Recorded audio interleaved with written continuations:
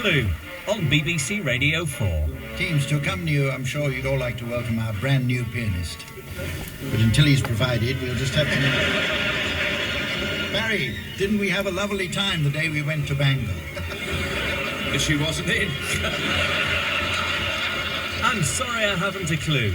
Classic editions on Mondays at 6:30.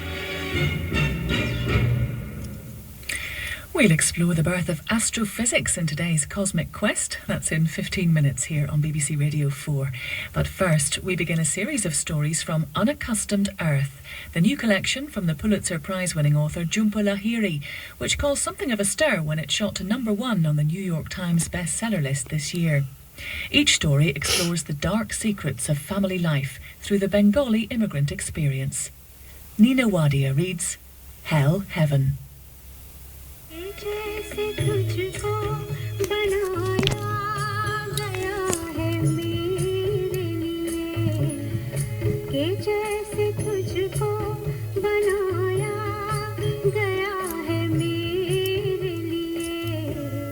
Pranab Chakraborty wasn't technically my father's younger brother.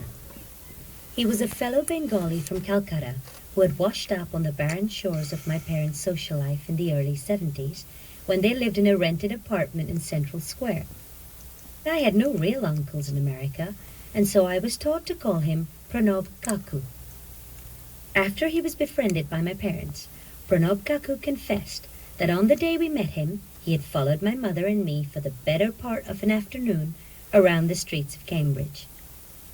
As we were climbing the steps to the Widener Library, he tapped my mother on the shoulder and inquired, in English, if she might be a Bengali.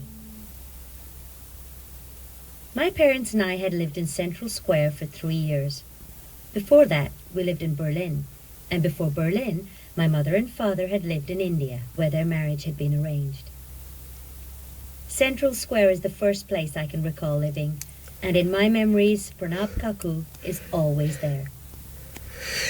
According to the story he liked to recall often, my mother invited him back to our apartment that very afternoon and prepared tea. Then, after learning that he had not had a proper Bengali meal in more than 3 months, she served him leftover curried mackerel and rice. He remained into the evening for second dinner after my father got home, and after that he showed up for dinner almost every night, occupying the 4th chair at our square formica kitchen table. My parents welcomed him to our meals and opened up our apartment to him, and soon it was there that he went between classes and on his days off, always leaving behind some vestige of himself, a nearly finished packet of cigarettes, a newspaper, a piece of mail.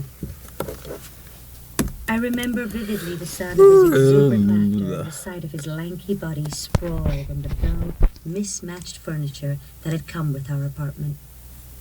Though he was a scientist by training, there was nothing orderly about him. He appeared without warning, calling out, "Bodhi," as he waited for my mother to let him in. Before we met him, I would return from school and find my mother with her purse in her lap and her trench coat on, desperate to escape the apartment which she had spent the day alone. But now, I would find her in the kitchen, rolling out dough for luchis or putting up new curtains. I did not know back then that Pranab Kaku's visits were what my mother looked forward to all day, that she changed into a new sari and combed her hair in anticipation of his arrival, that she planned, days in advance, the snacks she would serve him with such nonchalance. It must have pleased her that I looked forward to his visits as well. He showed me card tricks and an optical illusion in which he appeared to be severing his own thumb. It was always the 3 of us. It would have been inappropriate for my mother to receive him in the apartment alone. This was something that went without saying.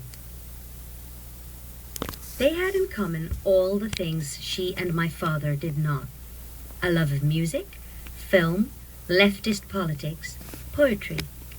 They were from the same neighborhood in North Calcutta, their family homes within walking distance.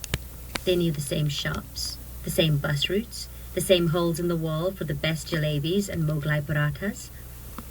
Within weeks, Pranab Kaku had brought his reel-to-reel over and played for my mother medley after medley of songs from the Hindi films of their youth. cheerful songs of courtship, which transport